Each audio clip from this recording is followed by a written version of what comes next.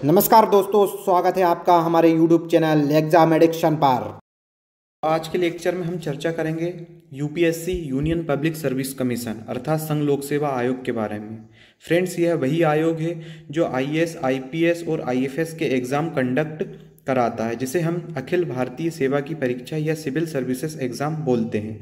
जैसा कि हम सब लोग जानते हैं कि सिविल सर्विसेज एग्ज़ाम जो देश का एक प्रतिष्ठित और चुनौतीपूर्ण एग्ज़ाम माना जाता है। दोस्तों, आपको बताना चाहूँगा आईएएस, आईपीएस और आईएफएस समेत 24 सेवाओं हेतु अधिकारियों के चयन के लिए यूपीएससी हर साल 3 पार्ट में एग्ज़ाम लेता है। आपको पता भी होगा, प्री मेंस और इंटरव्यू। देश भर के लाखों स्टूडेंट इस सिविल सर्विसेज एग्ज़ाम में शामिल होते हैं। आशा करता हूँ कि आप अब समझ गए होंगे कि क्या होती है सिविल सर्विसेज एग्ज़ाम। तो अब आगे बात करते हैं हम संघ लोक सेवा आयोग के बारे में और जानते हैं इसकी क्या प्रक्रिया है और क्या कार्य होते हैं और इसका गठन कब किया गया था। सबसे पहले बात करें इसकी स्थापना की, तो 1 अक्टूबर सन 1926 को ली आयोग की अनुशंसा पर इसकी स्थापना की गई थी। वर्तमान स्वरूप 26 जनवरी 1950 है। यह एक स्वतंत्र संवैधानिक निकाय है। संवैधानिक प्रावधान में देखें तो भाग 14 के अंतर्गत अनुच्छेद 315 से 323 तक इसका उल्लेख किया गया है। यदि अध्यक्ष और सदस्यों का कार्यकाल देखें तो 6 वर्ष और 65 वर्ष की आयु जो भी पहले हो, अर्थात कहा जा सकता है कि 65 वर्ष से अधिक की आयु नहीं होना चाहिए और 6 वर्ष से अधिक का कार्यकाल नहीं होना चाहिए। वहीं अब संरचना देखें तो इसमें एक अध्यक्ष होता है और 10 अन्य सदस्य होते हैं। अब सदस्यों एवं अध्यक्ष को पद से कैसे हटाया जाता है, तो स्वेच्छा से त्यागपत्र के आधार पर राष्ट्रपति द्वारा भी हटाया जा सकता है, लेकिन निम्न आधार होते हैं। एक शारीरिक या मानसिक अक्षमता के आधार पर, दिवालिया पदावधि के दौरान वेतनिक नियोजन के आधार पर, दुर्व्यापार या कदाचार के आधार पर, सुप्रीम कोर्ट की बाध्यकारी सलाह पर राष्ट्रपति द्वारा अध्यक्ष एवं सदस्यों को हटाया जा सकता है। दोस्तों, यदि महत्वपूर्ण तथ्य देखें तो राष्ट्रपति अध्यक्ष या किसी अन्य सदस्य को उसके कार्यकाल पूर्ण होने से पूर्व भी निलंबित कर सकता है, जिसके संबंध में सुप्रीम कोर्ट का संदर्भ दिया गया है। अब बात करते हैं पुनर्नियुक्ति की, तो कोई भी व्यक्ति जो एक बार लोक सेवा आयोग के सदस्य के रूप में पद धारण कर चुका है, अपने कार्यकाल में पुनर्नियुक्ति का पात्र नहीं होगा। कार्य एवं शक्तियां देखें तो संघ की सेवाओं में नियुक्ति से संबंधित परीक्षा का आयोजन करना, राज्यों के राज्यपाल के अनुरोध पर राष्ट्रपति की स्वीकृति के बाद सभी या कुछ मामलों में राज्य को सलाह प्रदान करना, 2 या 2 से अधिक राज्य यदि संयुक्त भर्ती करने का बोलते हैं तो आयोग उससे संबंधित योजना बनाने में उनकी मदद भी करता है। सेवा की शर्तों को विनियमित करना, यूपीएससी के मामले में भारत के राष्ट्रपति की शक्ति, आयोग के सदस्यों की संख्या और उनकी सेवा की शर्तें निर्धारित करना राष्ट्रपति के पास होता है। आयोग के कर्मचारी की संख्या और उनकी सेवा शर्तें के संबंध में प्रावधान कौन करता है, तो राष्ट्रपति करता है। यहाँ पर सदस्यों की संख्या कहा गया है और यहाँ पर कर्मचारियों की संख्या, आपको कन्फ्यूज नहीं होना है।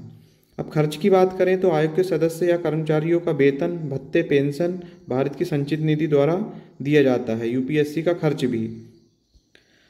अब वार्षिक प्रतिवेदन की बात करें तो यूपीएससी भारत के राष्ट्रपति को आयोग द्वारा किए गए कार्यों की एक वार्षिक रिपोर्ट प्रस्तुत करता है।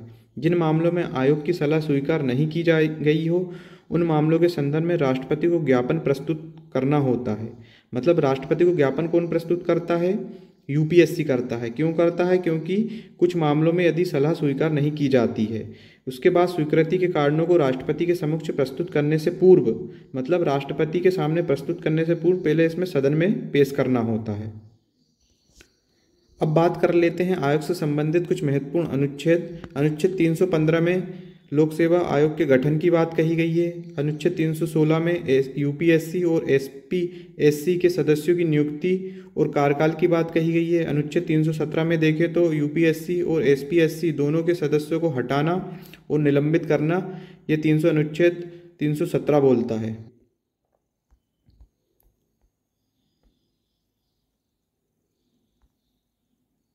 अब बात करते हैं अखिल भारतीय सेवा की। अनुच्छेद 312 के अंतर्गत संसद को यह अधिकार है कि राज्यसभा के प्रस्ताव के आधार पर नई अखिल भारतीय सेवा का सृजन कर सकती है। अखिल भारतीय सेवा कौन कौन सी होती है, आईएएस, आईपीएस और आईएफएस। तो भारतीय प्रशासनिक सेवा, इसका गठन सन 1950 को किया गया था। इसके जनक कौन है, सरदार वल्लभ भाई पटेल। प्रशिक्षण कहाँ दिया जाता है, जो आईएएस बनता है उसको लाल बहादुर शास्त्री पुलिस अकादमी राष्ट्रीय प्रशासनिक अकादमी मसूरी उत्तराखंड में इनको प्रशिक्षण दिया जाता है। अब बात करते हैं पुलिस सेवा IPS की। इसका गठन सन 1948 में किया गया था। इसके जनक कौन है? Lord Canning. प्रशिक्षण कहाँ दिया जाता है? तो सरदार वल्लभ भाई पटेल पुलिस अकादमी हैदराबाद तेलंगाना में। भारतीय वन सेवा की बात करें तो इसका गठन सन 1966 को किया गया था। इसके जनक कौन है? ड्राइटिज बेंडिस। यदि प्रशिक्षण की बात करें तो इंदिरा गांधी राष्ट्रीय वन अकादमी देहरादून उत्तराखंड में इनको प्रशिक्षण दिया जाता है। हम महत्वपूर्ण तथ्य देख लेते हैं। भारत में लोक सेवा का जन्म ब्रिटिश शासन काल में हुआ था। यदि भारत में सिविल सेवा का जनक देखें तो लॉर्ड कॉर्नवालिस को भारत में सिविल सेना का जनक माना जाता है। भारतीय सिविल सेवा की पहली प्रतियोगिता का आयोजन 1855 लंदन में किया गया था। भारत में सिविल सेवा की परीक्षा की आयु घटाने वर्ष ब्रिटिश के विरोध में आंदोलन का नेतृत्व सुरेंद्रनाथ बनर्जी द्वारा किया गया था। भारत में सिविल सेवा की परीक्षा की आयु घटाने के विरोध में आंदोलन का जो नेतृत्व था वो सुरेंद्रनाथ बनर्जी ने किया था। इसके अलावा देखें, सिविल सेवा की परीक्षा एक साथ इंग्लैंड और भारत में निर्णय भारत शासन अधिनियम 1919 में लिया गया था। पहली बार सिविल सेवा की परीक्षा एक साथ लंदन और इलाहाबाद में सन 1922 में आयोजित की गई थी। प्रथम ICS की परीक्षा 1864 में हुई थी। सत्येंद्रनाथ टैगोर ने पास की थी, जो कि महान रविन्द्रनाथ टैगोर के भाई हैं। Civil service exam. अब बात कर लेते हैं कि संघ लोक सेवा आयोग के प्रथम अध्यक्ष कौन थे? तो सर रास बारकर थे। आज़ादी के समय के देखें तो HK कृपलानी थे। फिर प्रथम भारतीय अध्यक्ष भी HK कृपलानी ही थे। प्रथम महिला देखें अध्यक्ष तो रोज विलियम मैथ्यू। प्रथम मुस्लिम अध्यक्ष JM कुरैशी। प्रशासनिक अधिकारियों के प्रशिक्षण स्थल की बात करते हैं। लाल बहादुर शास्त्री राष्ट्रीय प्रशासनिक अकादमी, जो कि मसूरी उत्तराखंड में है। सरदार वल्लभ भाई पटेल राष्ट्रीय पुलिस अकादमी हैदराबाद तेलंगाना। भारतीय राजस्व सेवा प्रत्यक्ष कर प्रशिक्षण संस्थान नागपुर महाराष्ट्र में है। भारतीय लोक सेवा प्रशासन संस्थान नई दिल्ली। सचिवालय प्रशिक्षण एवं प्रबंधन संस्थान नई दिल्ली में है। इंदिरा गांधी राष्ट्रीय वन अकादमी देहरादून उत्तराखंड। राष्ट्रीय लेखा एवं लेखा परीक्षा सेवा स्टाफ कॉलेज शिमला हिमाचल प्रदेश में स्थित है। दोस्तों, आशा करता हूँ कि आपको संघ लोक सेवा आयोग अर्थात UPSC समझ में आ गया होगा। यदि वीडियो पसंद आया हो तो लाइक और सब्सक्राइब करना ना भूलें। मिलते हैं नेक्स्ट वीडियो में। धन्यवाद।